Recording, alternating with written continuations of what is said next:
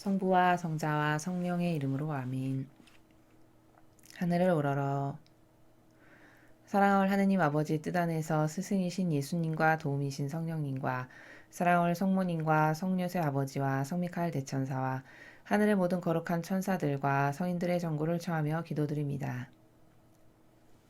아버지, 전 인류가 아버지께 마땅히 드려야 될 사랑과 아버지만이 받으셔야 될 권리, 그리고 오늘도 아버지께 바쳐진 미사와 예물과 봉헌들과 기도와 갈망과 희생과 고통들, 그리고 이 마지막 시대에 이 나라가 잘못되어 가고 있고 악에 지배당하고 있는 것을 울분을 토하며 끊임없이 아버지께 갈망으로 회개와 용서와 자비를 청하는 모든 아버지께서 사랑하시는 이들이 바쳐드리는 기도, 이 모든 것들을 하나도 손실되거나 낭비됨 없이 예수님과 어머니 하나 되신 성심을 통해서 아버지 뜻에 모두 봉헌드립니다.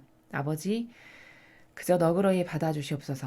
그리고 아버지께서 이 인류와 대한민국을 용서해 주고 싶으신 마음이 더 앞당겨질 수 있도록 저희가 더 많은 기도와 희생과 배상과 보석을 할 수 있는 은총을 저희에게, 그리고 아버지께서 사랑하시는 자녀들에게 주시옵기를 간곡한 갈망으로 청원드립니다. 그래서 이 나라가 더 이상 망가져서 패망 직전에 이르러 회복 불가능한 상태가 되기 이전에 전 국민과 그리고 아버지께 속한 자녀들이 이제 정신을 차리고 회개하고 돌아서서 다시 선의 세력이 이 나라의 주도적인 세력이 될 수 있는 그런 세상이 하루빨리 오기를 진정한 갈망으로 청원드립니다. 예수님 어머니, 이 대한민국에 그리고 전 세계 아버지께서 사랑하시는 자녀들에게 자비를 베풀어 주옵소서. 이 모든 기도 우리 주 그리스도를 통하여 비나이다. 아멘. 성부와 성자와 성령의 이름으로 아멘. 여러분 안녕하십니까? 하느님의 뜻 선교회 윤피아 수녀입니다. 중국 그 우한 괴질로 인해서 여러분들께서 건강히 잘 지내시는지 모르겠습니다. 생각보다 상황이 오래 길어지고 있고요. 이 시대에 주시는, 이 마지막 시대에 주시는 말씀을 보면은 아버지께서 이제 그 코로나, 그 우한 괴질, 그 중국으로부터 퍼뜨려진 이 우한 바이러스, 이 괴질이 종식될 수 있도록 기도를 많이 하거라. 이런 말씀을 아버지께서 요 근래에 많이 하셨습니다. 따라서 이제는 아버지께서 기도하거라 종식될 수 있게 더 이상 많은 피해가 없도록 말씀하셨으므로 여러분은 집에서 틈틈이 시간 나실 때마다 예수님 어머니를 의식하시면서 이 인류가 지은 죄, 제가 오늘 하루 동안 행하는 모든 작은 고통과 희생들로 다 배상과 보석을 드리오니 너그러이 받아주셔서 이 괴질이 이제 대한민국에서 사라질 수 있도록, 전 세계에서 사라질 수 있도록 아버지 자비를 베풀어 주옵소서. 이런 기도를 끊임없이 많이 하셨으면 좋겠습니다. 자, 그럼 오늘 주신 말씀 함께 보도록 하겠습니다. 2020년 4월 20일 부활제 2주간 수요일입니다. 제1독서 사도행전 5장 17절에서 26절까지 말씀입니다. 그 무렵 대사제가 자기의 모든 동조자 곧 사두가이파와 함께 나섰다. 그들은 시기심에 가득 차 사도들을 붙잡아다가 공영 감옥에 가뒀다. 그런데 주님의 천사가 밤에 감옥문을 열고 사도들을 데리고 나와 말하였다. 가거라. 성전에 서서 이 생명의 말씀을 모두 백성에게 전하여라. 그 말을 듣고 사도들은 이른 아침에 성전으로 들어가 가르쳤다. 한편 대사제와 그의 동조자들은 모여와서 최고의회 곧 이스라엘 자손들의 모든 원로단을 소집하고 감옥으로 사람을 보내어 사도들을 데려오게 하였다. 경비병들이 감옥에 이르러 보니 사도들이 없으므로 되돌아가 보고하였다. 저희가 보니 감옥문은 굳게 잠겨 있고 문마다 간수가 서 있었습니다. 그런데 문을 열어보니 안에는 아무도 없었습니다. 성전 경비대장과 수석사제들은 이 말을 듣고 일이 앞으로 어떻게 될 것인가 하며 사도들 때문에 몹시 당황해하였다. 그때 어떤 사람이 와서 그들에게 보고하였다. 여러분께서 감옥에 가두신 그 사람들이 지금 성전에 서서 백성을 가르치고 있습니다. 그러자 성전 경비대장이 경비병들과 함께 가서 사도들을 데리고 왔다. 그러나 백성에게 돌을 맞을까 두려워 폭력을 쓰지는 않았다. 주님의 말씀입니다. 하느님 감사합니다.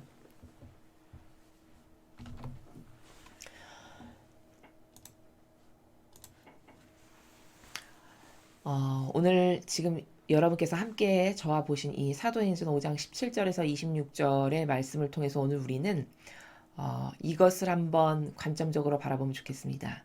자, 세상에는 두 개의 세력이 반드시 존재한다는 거죠. 자, 오늘 이 사도행전을 보면 여기 선의 세력과 악의 세력이 존재함을 볼 수 있습니다. 그쵸? 자, 선의 세력이라 하면 다른 관점으로 말하면 아버지의 뜻을 이루고자 갈망으로 희생과 고통을 자원하는 사람들을 우리는 선의 세력이라고 하죠. 또 주님의 공정과 정의를 실천하고자 노력하는 사람들이 선의 세력이죠. 자, 또 다른 관점적으로 그럼 악의 세력은 누구냐? 이렇게 아버지의 뜻을 가로막는 세력들, 혹은 성령 하느님의 뜻을 거스르는 자들, 이게 다 악의 세력임을 우리가 오늘 사도행전을 통해서 발견할 수 있습니다.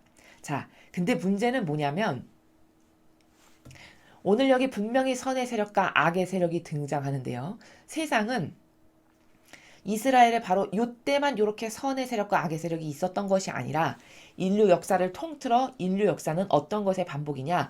이런 선과 악의 세력의 끊임없는 전쟁, 영적 전쟁 혹은 사실적 전쟁, 이것의 반복 가운데 인류 역사가 지금까지 수천 년을 존속되어 왔다라는 겁니다. 자, 그럼 근데 여기서 발견해야 될 문제가 뭐냐면 여기 분명히 하느님의 뜻을 이루고자 갈망하고 고통과 희생을 자원하면서 성령 하느님의 뜻을 이루어드리기를 원하여 자기를 내어놓는 자들이 12사도임을 우리는 볼 수 있죠. 이들이 곧 하느님의 뜻을 이루어드리는 선의 세력입니다. 자, 그리고 악의 세력은 누구냐? 여기 지금 사두가이와 대사제 이렇게 함께 동조하고 협력한 이들이 분명히 악의 세력임을 모두가 인정할 수 있죠. 근데 문제는 뭐냐면 사람들이 이 선의 세력과 악의 세력을 분별해서 판단해서 무엇이 옳다 그르다 말을 할 때 이 이스라엘 백성들의 이 시대에 살아갔던 사람들이 선과 악을 분별하는 걸 보면 사람들은 여기 이 대사제나 바리사이나 율법학자 그리고 이 대사제와 함께 사욕과 욕망 때문에 동조하고 협력했던 사두가이, 이들을 선의 세력이라고 본다는 거죠. 세상 사람들은. 이스라엘 시대 이 백성들은 그랬다는 거예요. 그리고 오히려 거꾸로 하나님의 뜻을 그토록 갈망으로 열정적으로 이루고자 했던 12명의 사도를 선의 세력이 아니라 사회 분란이나 조장하고 지금으로 따지면 어떤 뭐 사이비들이 난무해가지고 혹세 무민하는 마치 그렇게 이상한 이단과 사이비 세력인 것처럼 치부하고 그들이 하느님의 뜻을 오히려 거스르는 악의 세력으로서 치부하고 이들을 공격하는 것을 우리는 볼 수 있습니다. 그러니 진리에 속하지 않고 따라야 될 기준이 명백하지 않은 사람은 선을 악으로 보고 악을 선으로 보는 오류에 빠져 살 수밖에 없다. 이게 결론적인 답이라는 겁니다. 자, 그런데 문제는 뭐냐? 이 백성들이 선과 악을 구별할 수 있는 진리를 배운 적이 없어서 이렇게 거꾸로 알고 살아가도 하나도 이상하지 않고 문제점을 발견하지 못해서 그것이 모든 사람들에게 고무적인 사고방식으로 전염이 되고 오염돼서 전체 이스라엘 백성들이 12사도를 오히려 이단 사입이 사회 분란시키고 사회를 이상한 어둠의 세력으로 조장하는 이런 악의 세력이라고 생각을 했다라는 거죠. 그렇게 거꾸로 선과 악을 바꿔 생각하고 살아가는 게 보편적 사고방식이 될 만큼 이들은 문외한이고 빛에 어두웠다라는 거예요. 자, 그럼 저 관점을 지금의 시대에 갖고 와서 살펴보겠습니다. 자, 여러분은 이 로마 가톨릭에서 하느님의 뜻을 나는 잘 수행하려고 여기 와서 봉사하고 희생하면서 살아갑니다. 라고 하는 세력이 과거 저 이스라엘에서 대사제나 율법학자들이었단 말이죠. 그들을 하느님의 일꾼이 아닌 아버지의 뜻을 거스르고 가로막는 악의 세력이라고 생각해 보신 적이 단 한 번도 있으신지 잘 성찰해 보십시오. 오히려 저렇게 12사도처럼 허접하고 어떤 의리번쩍한 내세울 게 하나도 없고 허접하고 허름한 옷이나 입고 다니고 맨발에 그저 거적대기 같은 이런 누추하고 남루한 옷차림을 하고 다니면서 나는 하나님의 일꾼입니다 하면서 만약에 우리나라를 이렇게 돌아다니면서 누가 저런 기적을 행하면 저 사람을 하나님의 일꾼이라고 볼 수 있는 관점이 있는 백성이 몇 명이나 될까? 이게 참 의문이 드는 현실이 아닐 수 없습니다. 그리고 여기서 또 하나 아주 중요한 관점으로 반드시 알아야 되는 건 뭐냐면 저기 17절을 잘 보십시오. 저기 엄연히 말하면 아주 엄밀하게 말하면 대사제와 바리사와 율법학자는 종교 세력이에요. 그리고 저기 사두가이파라고 나왔죠. 저 사두가이파는 정치 세력입니다. 그럼 저 종교 세력과 정치 세력은 엄연히 추구하는 사고방식의 나라가 달라요. 그걸 어디서 볼 수 있냐면 성경의 복음에서 저 사두가이파는 부활이 없다라고 주장하는 세력입니다. 정치 세력. 그렇지만 이 종교 세력인 대사제와 바리사의 율법학자들은 부활이 존재한다라고 믿는 사람들이에요. 이렇게 이들은 신적인 것을 인정하고 부활 사건을 인정하고 정치 세력은 부활 사건을 인정하지 않는 엄연히 가는 길이 다른 사람들인데도 불구하고 여기 잘 보면 동조자라는 단어가 나오죠. 그런데도 불구하고 사욕과 욕망으로 자신들에게 이익이 되는 어떤 하나의 목적성이 있을 때 하나가 된다는 거예요. 이 정치 세력과 종교 세력이. 그래서 똘똘 뭉쳐서 사두가이와 대사제가 단합해서 이 제자들을 박해하고 죽여버리려고 했었던 것을 우린 여기 엄연히 지금 명백하게 사도행전을 통해서 확인을 하죠. 자, 그럼 이 시대로 와서 보면 여러분, 이 로마 가톨릭의 정치 세력이 이 문재인 씨가 지금 대통령으로 앉아있는 우리가 소위 말하는 빨갱이, 무신론, 공산주의, 사회주의 사상을 떠받들고 충직하게 그것만이 옳다라고 주장하는 이 세력과 하나된 세력임을 여러분은 납득 가능하시고 이해가 가능하시냐라는 것을 제가 되묻고 있는 겁니다. 저는 그것이 완전히 완벽하게 저렇게 동조자라는 단어를 표현하면서 사욕과 욕망으로 하나가 된 세력이라는 것을 그냥 막연한 제 느낌과 추상 어떤 그 구체적이지 않은 백데이터 없는 나라에서 말하는 게 아니라 이 드루킹 사건을 통해서 그 재판부가 100몇 페이지인지 잘 모르겠는데 그 많은 수에 달하는 판결문을 살펴보시면 거기 분명히 이 로마 가톨릭의 예수회가 드루킹 사건과 굉장히 밀접하게 연관되어 있다는 게 거기 다 나온다는 거예요. 그 빼도 박도 못할 백데이터를 통해서 이 빨갱이 무신론의 이 정치 세력과 이 로마 가톨릭의 마치 하느님의 일을 하는 것처럼 처신하고 말하고 교묘하고 유려하게 모든 착한 표양을 온갖 코스프레를 다 하지만 사실은 사욕과 욕망으로 하나된 세력이구나라는 것을 그 판결문을 통해서 얼마든지 확인할 수 있다는 거죠. 그게 과거 지금 사도들이 활동했던 예수님이 돌아가셨을 바로 그 당시의 2000년 전의 상황과 지금의 상황이 완전히 똑같다라는 거예요. 이렇게 선의 세력과 악의 세력은 어느 시대나 항상 있었고 그리고 더욱 아이러니하고 놀라운 것은 그런데 사람들은 그 선의 세력과 악의 세력을 분별할 때 항상 선을 악으로 보고 악을 선으로 보는 이런 오류 가운데 빠져 있어서 결국은 예수님을 돌아가시는데 동조하고 협력까지 한 이런 참 납득할 수 없는 그렇게 인간이 이성적이라고 주장하면서 똑똑하다고 만물의 영장이라고 주장하면서 참으로 납득이 불가능한 이런 짓을 자기가 자원해서 한다는 겁니다. 그게 자기가 주체라는 것을 여러분이 몇 퍼센트나 인식하시느냐.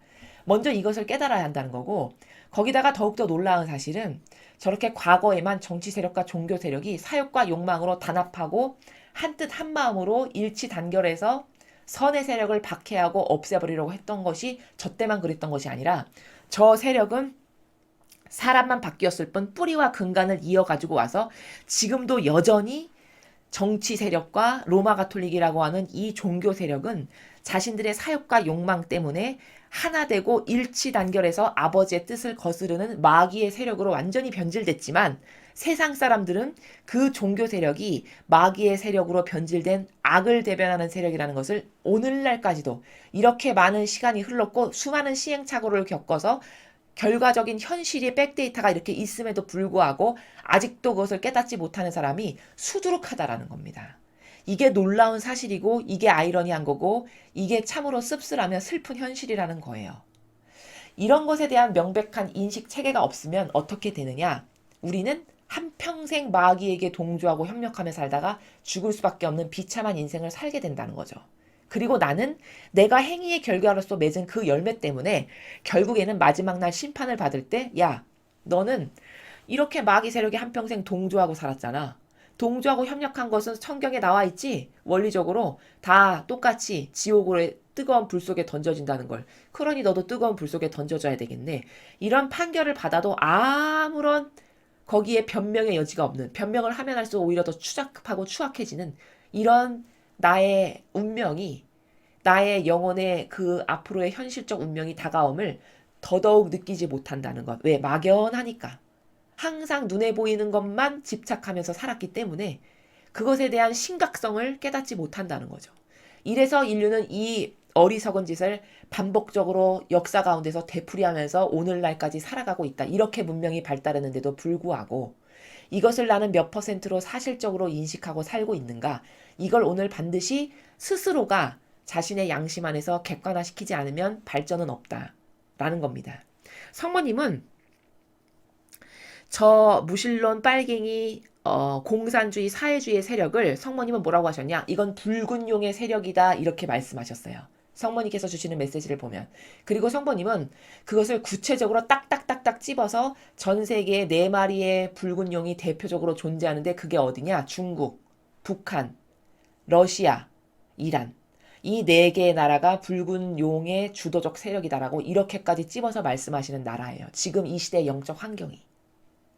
그럼 이 공산주의라고 하는 이 붉은 용의 세력, 이 정치 세력과 그리고 종교라는 탈을 뒤집어 써서 모든 일을 속여 먹지만 사실은 이 정치 세력보다 더 사악한 것이 이렇게 유려하고 교묘한 옷을 양의 탈의 옷을 뒤집어 씀으로써 모든 일을 속이는 이렇게 사악하고 교묘하고 역겹고 추잡하고 쓰레기 같은 이런 로마 가톨릭의 그 하느님의 영광에 뒤 힘입어서 그 자리를 꿰차고 앉아서 아버지의 뜻을 거스르는 세력으로 변질된 저기 오늘 등장하는 저렇게 대사제와 바리사이들처럼 이런 세력이지만 이것을 절대 알아볼 수 없는 이 불행한 인류, 이 불행한 신자들의 그 들쑤어진 이 프레임 이것 때문에 수많은 손실이 매일 성당에 가서 수많은 예물과 재물 바쳐 시간 낭비로 미사 드려 온갖 것을 거기다 다 투자하지만 하나도 효용과 가치가 없고 오히려 악마에게 장신구나 달아주는 이 일을 하는 것이 여러분 자신이라면 한번 잘 생각해 보시라는 겁니다. 이게 얼마나 큰 손실이며 얼마나 억울하고 분통 터져 해야 될 일인가. 그렇게 모든 것을 쏟아놓고 올바르게 반영하고 싶고 하느님을 만나고 싶고 하느님께 잘해드리고 싶은 마음으로 갔는데 막상 펼쳐서 살펴보니까 오늘 여기 나오잖아요. 시기심에 가득 차. 저 세력이 어떤 존재인지를 너무나도 명백하게 밝혀주고 있어요. 동조자. 목적과 지향이 사욕과 욕망이 있으면 그냥 하나 되고 타협하는 세력이라는 거예요. 동조자라는 단어가. 그쵸? 그리고 그들은 시기심에 가득 차. 사도들을 붙잡아다가 공영 감옥에 가뒀다. 시기심에 가득 찼다는 거예요. 하느님 뜻하고는 아무 관련이 없는 단체예요. 그저 나의 사욕과 욕망을 채우기에 급급하고 나에게서는 나오지 않는 능력이 저 어디서 거적대기 같은 거 입고 다니는 12명의 사람들한테 하느님의 능력과 힘이 마구마구 솟아나고 막 안진뱅이 일으켜 막 한 번에 5,000명씩 세례줘. 그리고 아버지의 영광이 막 드러나. 이러니까 자신들에게는 없는 것이 막 드러나니까 어떨까요? 수많은 백성들이 거기 동조하고 흔들리고 그래서 거기에 쏠릴까봐 그것이 싫으니까 그 자신들이 한평생 누린 사욕과 욕망의 보신주의자로 살았던 것이 없어질까봐 전전긍긍하면서 이 세력을 어떻게 하면 없앨까 이것밖에는 관심이 없는 완전히 마귀 세력임을 17절에 저렇게 정확하게 말씀하고 계시잖아요. 그렇죠?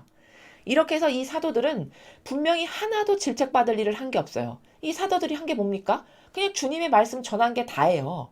모든 사람이 있는 가운데서 대중들에게 가서 가르치고 복음 전하고 이게 답니다. 벌 받을 짓을 한 게 단 하나도 없어요.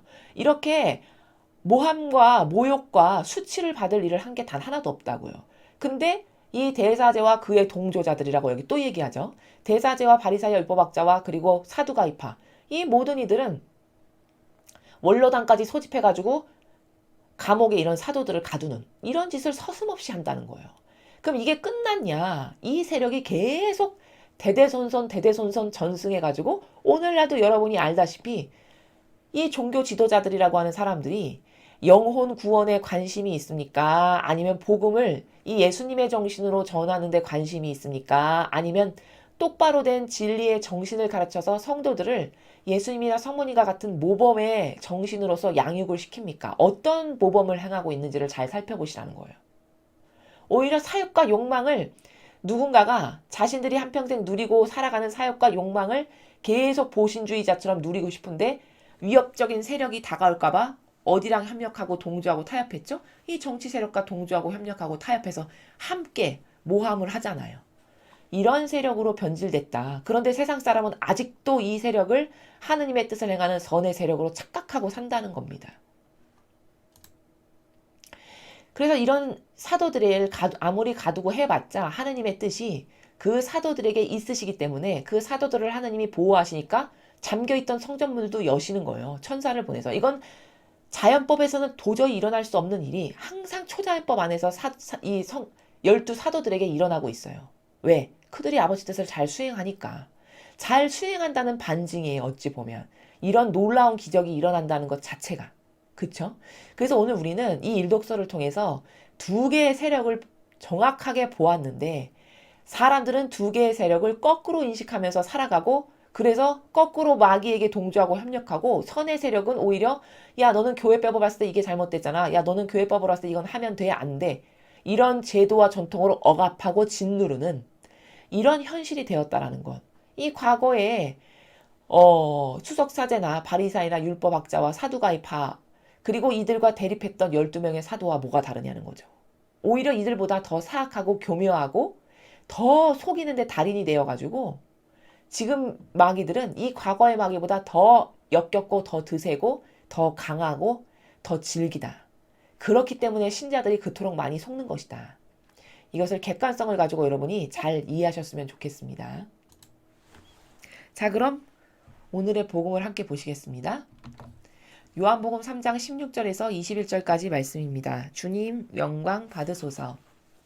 하느님께서는 세상을 너무나 사랑하신 나머지 외아들을 내주시어 그를 믿는 사람은 누구나 멸망하지 않고 영원한 생명을 얻게 하셨다. 하느님께서 아들을 세상에 보내신 것은 세상을 심판하시려는 것이 아니라 세상이 아들을 통하여 구원을 받게 하시려는 것이다. 아들을 믿는 사람은 심판을 받지 않는다. 그러나 믿지 않는 자는 이미 심판을 받았다. 하느님의 외아들의 이름을 믿지 않았기 때문이다. 그 심판은 이러하다. 빛이 이 세상에 왔지만 사람들은 빛보다 어둠을 더 사랑하였다. 그들이 하는 일이 악하였기 때문이다. 악을 저지르는 자는 누구나 빛을 미워하고 빛으로 나가지 않는다. 자기가 한 일이 드러나지 않게 하려는 것이다. 그러나 진리를 실천하는 이는 빛으로 나간다. 자기가 한 일이 하느님 안에서 이루어졌음을 드러내려는 것이다. 주님의 말씀입니다. 그리스도님 찬미합니다. 자, 오늘 요한복음도 앞에 1독서에서 제가 사도행전에서 선과 악의 두 개의 세력이 세상에는 반드시 존재한다라는 같은 관점의 나라에서 한번 설명해 보겠습니다. 연장선상에서 통합적 관점으로 별개로 띄어서 생각하시지 마시고 한꺼번에 통합적이고 종합적인 관점으로 이해하시면 됩니다. 자, 여기 보면은 참 배워야 될 게 굉장히 요한복음에는 진짜 많은데 여기 이런 부분부터 보시죠. 하느님께서 세상을 너무나 사랑하신 나머지 외아들을 내주시어 그를 믿는 사람은 누구나 멸망하지 않고 영원한 생명을 얻게 하셨다. 자, 예수님께서 이 세상의 지상에 오신 아버지의 뜻에 의해서 이 지상에 오신 목적성을 여기 지금 말씀하시는데 사랑 자체이심을 알 수 있어요. 구원하기 위해 하셨다는 거예요. 보내신 목적이. 순전히 살리시기 위한 영원한 생명을 얻게 해서 살리시기 위한 목적성 이거 하나로 예수님을 보내셨다는 것. 아버지의 뜻이. 즉 아버지는 사랑 자체이시구나. 사랑 덩어리시구나. 이것을 발견할 수 있죠. 하느님께서 아들을 세상에 보내신 것은 세상을 심판하시려는 것이 아니라 세상이 아들을 통하여 구원을 받게 하시려는 것이다. 자, 하느님께서 예수 그리스도를 이 세상에 파견하신 이유는 세상을 심판해서 벌을 내리시려는 그런 게 아니고 오히려 구원을 받게 하고 영원한 생명을 얻어 누리도록 구원하시게끔 하려는 것이 목표였다. 이렇게 말씀하세요. 자, 그럼 저 16절과 17절을 통해서 우리는 무엇을 꼭 발견해야 되냐면, 많은 신자분들 중에 하느님은 벌하시는 분, 무서운 분, 정의의 책짓질을 내려치시는 분, 이 관점으로만 하느님을 이해하시는 분들이 꽤 많이 있으세요. 그건 완전히 잘못됐다라는 거예요. 자, 이 벌에 대해서 오늘 잘 아셔야 되는데,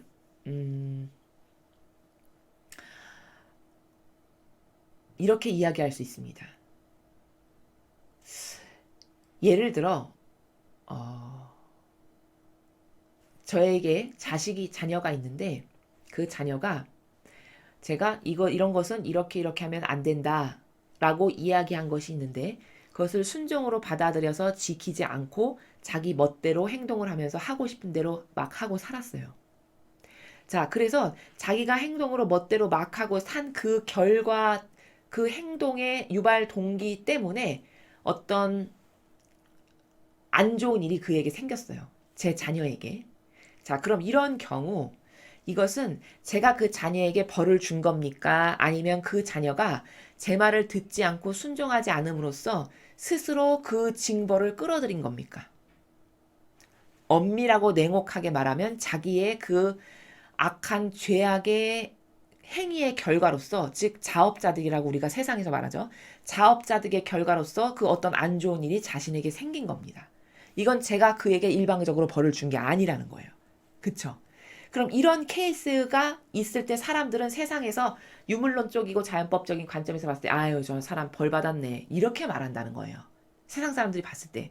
그러나 엄밀하고 냉정히 본질적인 나라에서 따지면 그런 케이스는 스스로 자기가 정의를 불러들인 겁니다. 자신의 행위의 결과의 업보로서.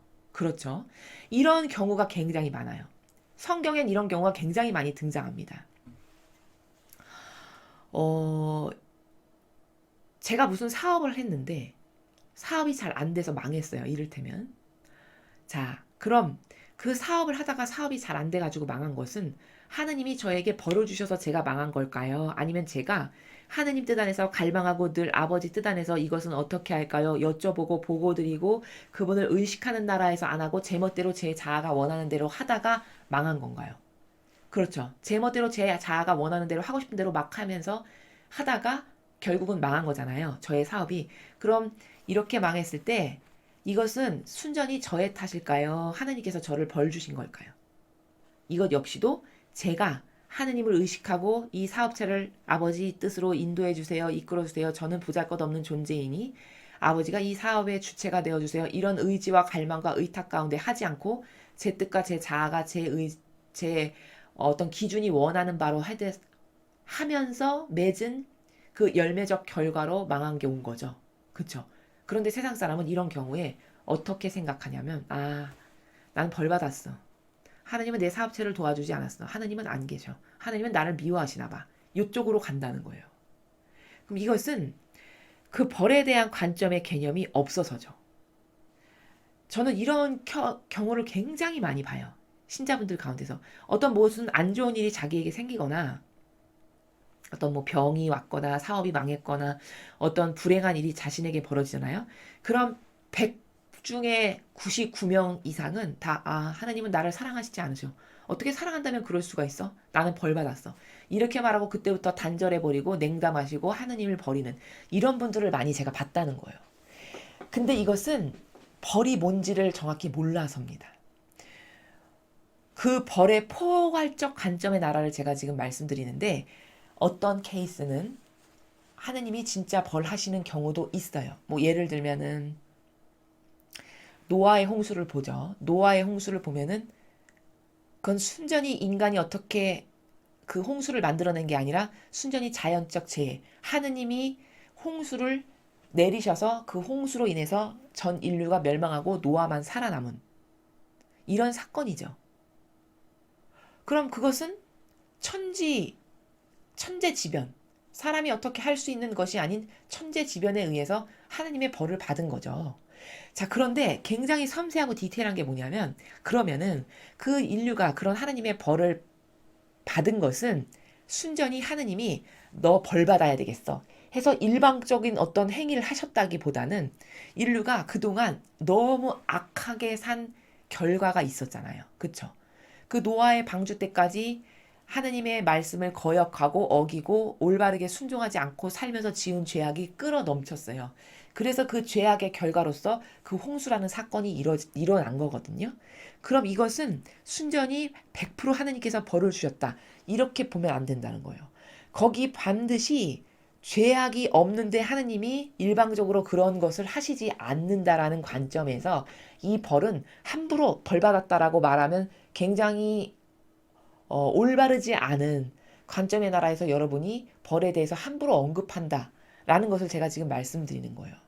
그래서 대다수의 경우 벌이라는 관점의 개념은 사람이 인지하기에는 이런 자신의 잘못으로 인해서 주님의 정의를 불러들인 이 거의 대다수의 경우를 사람은 벌이라고 얘기하는데, 그것은 하느님이 일방적으로 그 징벌을 내리셔서 아무런 죄도 없는데, 일방적이라고 하는 것은 하느님께서 일방적으로 그 징벌을 쏟으셔가지고 인류가 그것으로 인해서 고통을 받은 것이라기보다는 인류의 잘못된 반향 그리고 잘못된 목적과 의지에 의해서 발생된 무엇이 있기 때문에 그 죄악의 결과로서 허락하셨다는, 아버지께서 그것을 허락하셨다라는 이런 관점에서 볼 수 있는 것이 굉장히 많고, 그러나 그 중에서도 또 어떤 것은 하느님이 벌하신 것도 있다. 그런 이것을 경계를 칼처럼 마치 예리한 칼날로 물 베듯이 쫙 갈라내가지고 야 이건 벌이고 아 이건 벌이 아니고 이렇게 말하기에는 굉장히 섬세하고 디테일한 예민한 부분이 많다라는 것을 여러분께 말씀을 드리는 거예요. 그러니까 함부로 아 벌 받았네 이렇게 인식하는 것은 그것이 옳지 않다라는 것. 이렇게 벌의 경우는 다양한 케이스의 기준에 복합적 원인이 존재하고, 또 대부분의 경우 사람이 벌받았다라고 인식하는 것을 자세히 살펴보면 그게 일방적으로 하느님이 어떤 행위의 결과의 열매도 없는데 주셨다라기보다는 인간이 잘못된 의지와 목적성으로 잘못된 반향으로 죄악의 열매를 맺었기 때문에 그것으로 인해서 유발된 하느님이 허락하신 그런 현상들이지, 일방적으로 징계를 하시는 그것이 이 벌이라는 나라의 관점에서 보면 여러분은 하느님에 대해서 잘못된 인식을 할 수 있다라는 겁니다. 그리고 또 이 죽음이라는 것도 덧붙여서 같이 말씀을 드리면, 예를 들어 예수님의 죽음을 살펴보겠습니다. 그럼 예수님께서 인류의 이 모든 죄악을 희생과 배상과 보속을 통해서 처절하고 철저하게 다 갚으시고 돌아가셨잖아요. 그럼 예수님의 죽음은 온 인류 역사상 유례가 없고 찾아볼래야 찾아볼 수 없는 가장 큰 은총이에요. 영혼의 나라에서, 본질의 나라에서, 천상의 나라에서 보았을 때 예수님의 죽음의 열매가 맺은 결과물은, 그쵸? 은총 자체라는 거예요. 최고의 은총. 근데 이 지상에서 살아가는 우리 인간이 예수님의 죽음을 바라봤을 때 인류의 대부분의 사람들은 저것은 은총이다라고 말하기보다는 아유 저주받았네 안타까워라 안 됐구먼 이렇게 말하는 게 그 죽음을 평가하는 시선이라는 거예요. 그렇지만 이 평가의 기준과 근거는 완전히 잘못됐다는 거죠. 이 평가는 본질적이고 신적이고 영적인 나라의 질서에서 봤을 때는 은총 중에서도 가장 큰 은총, 그 인류 그 누구도 받을 수 없는 가장 큰 은총이 바로 예수님의 죽음이었다. 그래서 그거를 입증하시기를 예수님은 나는 하늘과 땅의 모든 권한을 다 받았다. 이렇게 말씀하셨죠. 그게 뭐냐? 내 영혼이 이렇게 완벽한 배상과 보속을 함으로써 아버지께서 나에게 주신 상급의 크기와 높이와 질과 양이 하늘과 땅의 모든 권한을 다 받을 만큼의 은총을 그 죽음으로 인해서 받으셨다라는 겁니다. 그렇지만 인간은 이것을 그 본질의 나라를 헤아릴 수 없고 그저 단순히 눈에 보이는 것으로 아이고 저주받았네 안 됐네 이렇게 얘기하는 게 다라는 거예요. 벌도 마찬가지라는 거예요.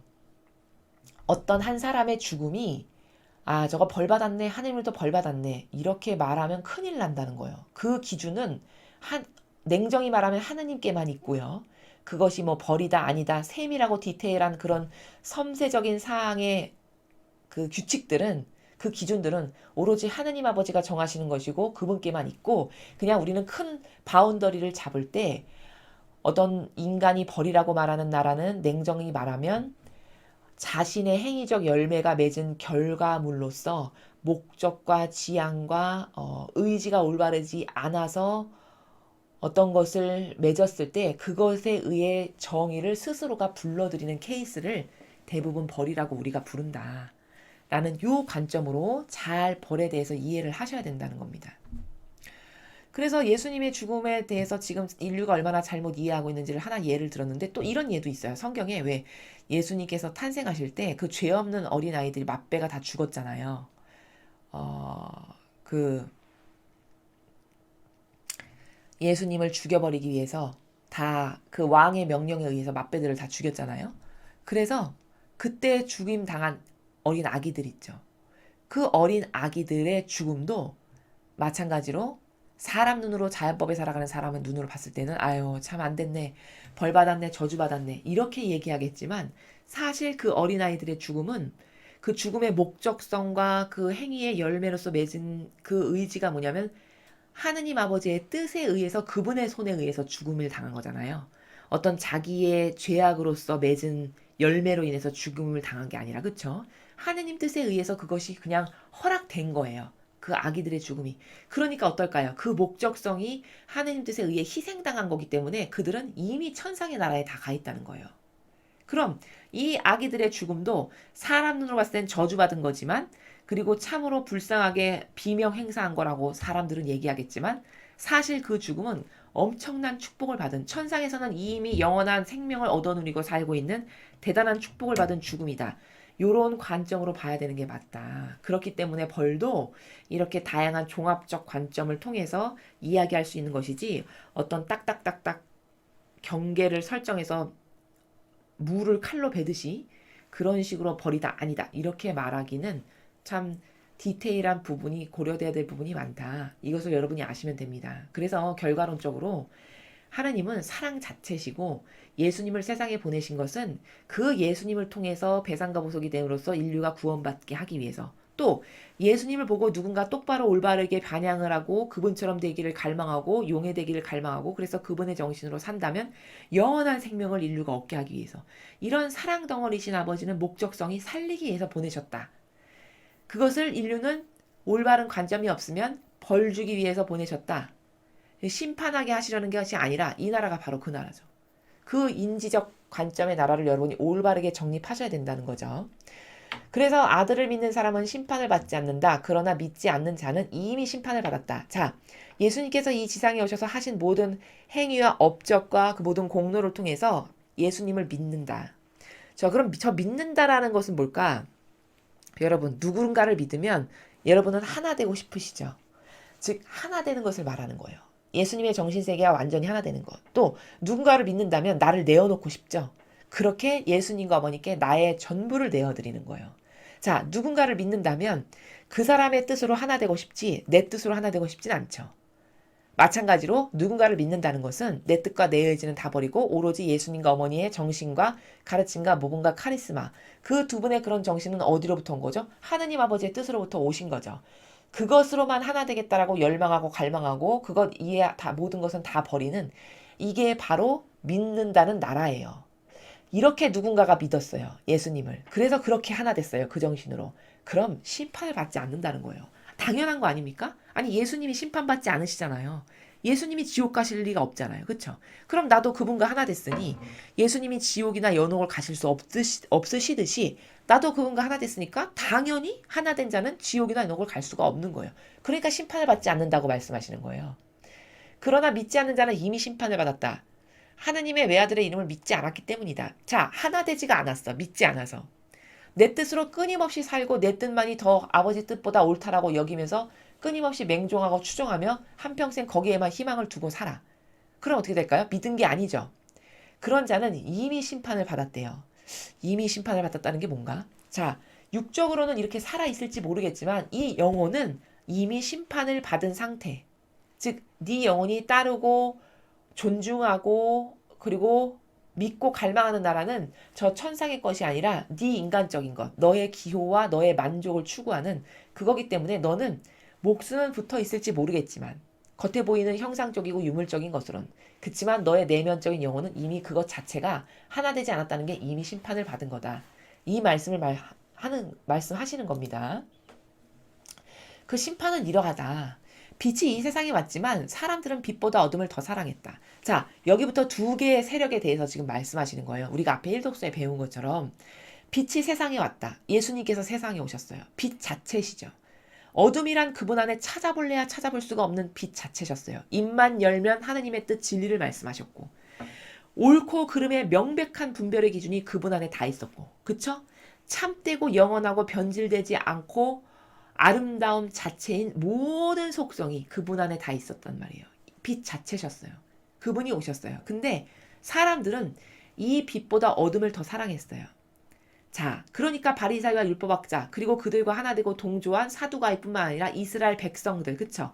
그들이 다 이런 예수님인 빛 자체이신 예수님을 사랑하기보다는 어둠인 바리사이와 율법학자와 그들이 조작해서 만들어 놓은 제도와 전통을 더 사랑했어요. 그래서 거기를 더 따르고 더 맹종하고 거기 더 추종하고 열정적으로 그것이 옳다라고 주장했어요. 이게 어둠을 더 사랑한 거예요. 그렇죠? 그들이 하는 일이 악하였기 때문이다. 그 어둠, 바리사이들이 하는 행동이 악 자체였다. 그리고 그 악에게 한평생 그 제도와 전통 안에서 고무되고 살아가고 그것을 받아먹고 수십 년을 종교 생활을 하다 보니 그것이 악한 세력이라는 것을 전혀 깨닫지 못하고 의구심조차 가질 수 없었던 이스라엘 백성들은 완전히 악하고 하나됨으로써 어둠을 더 사랑하게 된 겁니다. 악을 저지르는 자는 누구나 빛을 미워하고 빛으로 나가지 않는다. 자, 오늘 1독서에 등장했던 바리사야 율법학자 대사제와 사두가이파를 보세요. 악한 세력인 게 거기 여실히 드러나죠. 그런데 그들이 누구를 미워하죠? 같은 편인 바리사야 율법학자들을 미워하던가요? 아니요. 예수 그리스도를 그토록 죽이지 못해서 안다라고 미워하고 저주를 퍼붓어요. 그쵸? 그게 뭘까요? 그 악이 누구나 저렇게 빛을 미워하고 빛으로 나가지 않는다라는 것을 거기 그렇게 엄연히 입증이 되죠. 이 악의 세력은 빛을 미워해요. 그리고 자신들이 절대 빛으로 나가지 않습니다. 왜? 자기가 한 일이 드러나지 않게 하려고. 여러분, 이 어둠의 행실이 빛 앞에 가면 다 낱낱이 밝혀질 수밖에 없죠. 그쵸? 그러니까 빛으로 나아갈 수가 없는 거예요. 자신들의 사욕과 욕망으로 한평생 저지른 죄악을 덮어야 되니 당연히 빛으로 나갈 수가 없는 거죠. 당연히 예수님을 좋아할 수가 없는 거예요. 당연히 예수님을 긍정적으로 받아들일 수가 없어요. 왜?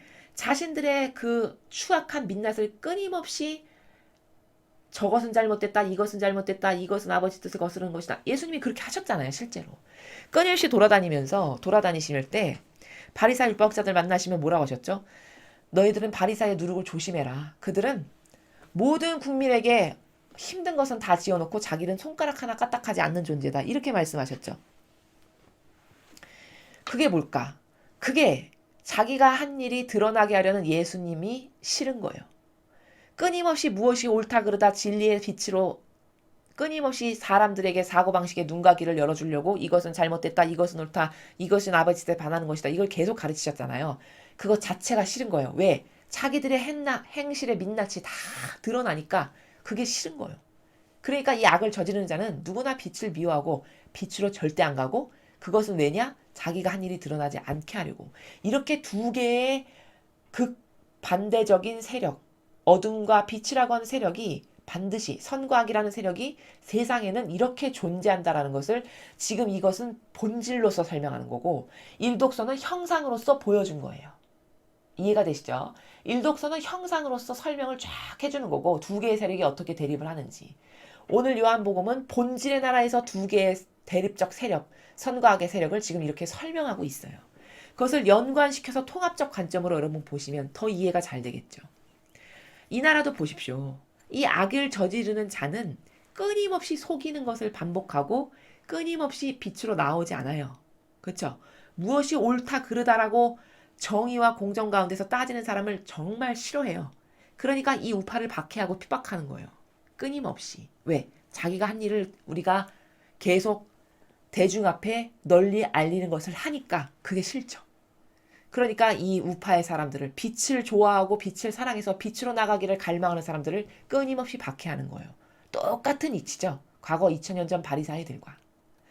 그러나 진리를 실천하는 이는 빛으로 나간다. 자기가 한 일이 하느님 안에서 이루어졌음을 드러내려는 것이다. 자, 오늘 사도들을 보십시오. 하지 말라고 해도 진리를 전해요. 야, 너 죽여버릴 거야, 박해할 거야. 너 계속 그 예수 그리스도의 이름으로 복음 전하잖아. 그럼 넌 다음에 나 만났을 때는 너는 죽을 수 있어. 계속 협박을 하죠. 협박을 하고 공격을 하고 모함을 하고 가든 박해를 다 하잖아요. 근데 제자들이 눈 하나 깜짝 하나요? 사도행전에 보면 안 하죠. 감옥 문을 열고도 나와서 증언을 해요. 복음을. 이게 뭘까? 아, 진리를 실천하는 빛의 세력이구나. 여실히 증명되는 거죠. 그쵸? 왜? 하나님이 살아계심을, 하나님 안에서 자신들이 이런 일을 하고 있음을 드러내고 싶은 거예요. 누가? 아버지의 뜻이 그들을 통해서. 그래서 온 천하가 그것을 바라보고, 아, 하느님은 저렇게 살아계신 거구나. 저런 무지랭이, 어부, 열성당원, 혁명당원 안에서 저 사람들이 성령을 받고 하느님 뜻 안에서 새로워지니까 저렇게 달라지는 거구나.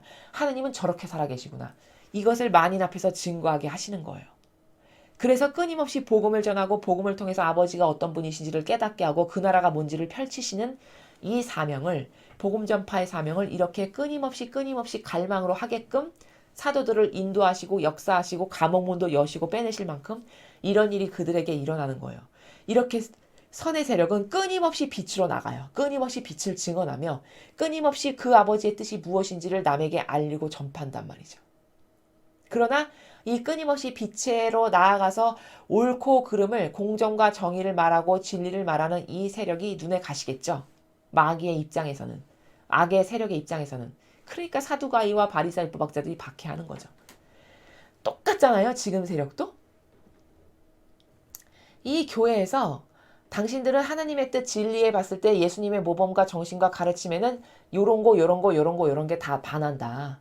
당신들이 하나님의 뜻을 행하는 사람처럼 모두를 속이지만 사실은 인간의 뜻이 교묘하게 만든 제도와 전통으로 너는 1700여 개가 넘는 조문을 만들어가지고 이 조문 십계명이 하나도 없는 거고 예수님은 이런 정신으로 살지도 않았는데 너는 이렇게 역겨운 인간의 뜻이나 떠받들고 사욕과 욕망을 채우는 그것을 이 주님의 집인 교회에 와서 너의 사욕과 욕망을 채우면서 신자들은 속여 먹어가지고 거기로부터 양의 그 옷으로, 양의 가죽으로 옷을 해 입고 양젖을 짜서 먹는 이런 세력이라고 예수님이 말씀하신, 또가 그렇게 도둑과 강도짓을 하는 세력이 아니고 뭐냐, 이런 말을 적나라하게 하는 선의 세력이 이 사도들과 같이 이 교회에 존재한다라고 생각해 보십시오, 여러분.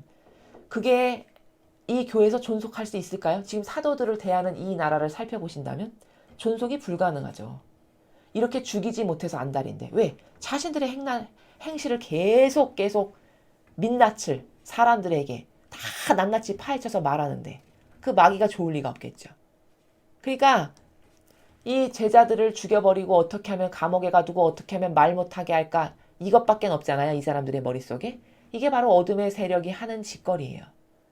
이 빛을 가로막기 위한 온갖 수단과 방법과 교묘한 책략과 계략을 서슴지 않고 그것이 무엇이건 다 하는, 여기 오늘 사두가이와 바리사이가 하나 되었듯이 지금 우리랑은 똑같다는 것을 볼 수 있죠. 이것은 거시적 지구적 관점에서 봤을 때는 우리는 딥스테이트라고 불러요. 딥스테이트, 어둠의 그 조직, 깊은 조직, 어둠의. 그래서 그 딥스테이트는 하부 조직으로 뭐 프리메이슨도 있는 거고 일루미나티라고 불리는 것도 있고 예수회도 있고 이렇게 각각의 여러 가지 가지들이, 한 나무에 잔가지들이 많이 있듯이 그런 가지들이 있고, 이런 가지들이 한마음 한뜻으로 하나의 목적성이 딱 결부가 되면 자신들의 사욕과 욕망을 채우기 위해서 언제든지 하나로 동조하고 협력하고 똘똘 뭉치는 세력이 되는, 바로 이런 관계성을 아까 일독서의 사도행전에서 시기심으로 가득 차 동조자, 이런 단어가 다 그런 단어, 그런 나라를 어필하는 단어라는 것을 우리가 발견할 수 있죠. 그러나 사람들이 이 세력을 보지 못한다는 것, 참으로 안타까운 일입니다. 그래서 오늘 우리는 지금 여러분께서 일독서와 복음을 통해서 세상에는 세력이라는 것이 반드시 존재하는데 그것은 총칼로 싸우는 세력이 아니고 영적 전쟁을 수행하는 선과 악의 세력이라는 거. 그것은 과거 예수님께서 이 지상에 어, 오셨던 그때부터, 아니 그 이전부터 벌써 그렇게 존재했었던. 근데 그 선의 세력과 악의 세력을 세상 사람들은 거꾸로 알고 있는데 정반대로 왜 그럴 수밖에 없냐면 이 악의 세력이 하도 속이는 것의 달인들이다 보니까 다 하느님의 일꾼의 자리를 차지했어요. 하느님의 집을 차지했단 말이죠, 마귀가. 그래야 사람들을 속이기가 가장 좋잖아요. 그래서 하느님의 일꾼인 것처럼 처시는 달인으로 하고, 그러나 사고방식과 정신과 마음과 그 속성적으로는 그저 마귀에게 사욕과 욕망을 채우기 위해서 동조하고 협력하는 이것 이상도 이하도 아닌 이런 세력으로 완전히 변질됐다는 것. 그러나 세상 사람들은 그것을 옳게 바라보는 눈이 없어서 매일 속고 있다라는 사실. 이것을 일독서에서는 형상적인 눈에 보이는 관점의 나라에서 설명을 하고 있고, 복음에 와서는 그것을 본질의 나라에서 빛과 어둠으로서 세력적 특징의 관점의 속성의 나라에서 그 세력의 속성을 지칭하는 관점적 나라의 단어를 통해서 빛과 어둠이라고 이렇게 표현하면서 그 세력이 어떤 세력인지, 그 세력의 속성이 뭔지를 지금 사도 요한을 통해서 우리에게 낱낱이 전해주고 있죠. 그래서 우리는 이 사람을 속이는 것이 특히 이 무신론 빨갱이의 전형적 특징인데, 특히 처신과 처세와 코스프레의 달인들로서 사람들을, 선량한 사람들을 속이는 것에 이 사람들이, 이 세력이 달인들이라는 것을 여러분이 명심하셔야 됩니다. 그것을 잊지 마시고 그 관점이 딱 여기 새겨지면 더 이상 속지 않을 수 있습니다. 그래서 어떤 것을 분별할 때 그 맺은 열매를 통해서 그 행위의 근원으로 올라가서 그들의 의지를 파악할 수가 있거든요. 얼마든지. 반드시 요것을 보시고, 오늘 이 일독서와 복음에서 있었던 이런 세력 간의 영적 전쟁은 비단 이 시대에만 국한되는 게 아니다. 지금 우리가 살아가고 있는 21세기의 대한민국에서도 엄연히 벌어지고 있는 사실이라는 것을 저는 계속 여러분께서 눈이 열리셔서 깨달으시기를 바라서 끊임없이 객관화를 시켜서 말씀을 드리는 거예요. 그렇게 열린 관점으로 세상의 모든 세력을 바라보십시오. 그렇게 선과 악의 세력이 공존하는 가운데 세상 사람은 얼마나 마귀에게 속고 살아가고 있는지를 깨달으시고 그 기준을 여러분의 것으로 만드셔서 이제 무엇을 분석할 때 그 예수님의 주신 진리의 기준의 나라에서 세력적 관계성을 잘 분별하셔야 된다는 것. 이것을 명심하셨으면 좋겠습니다. 이상으로 2020년 4월 22일 부활 제2주간 수요일 복음 해설을 마치겠습니다. 감사합니다.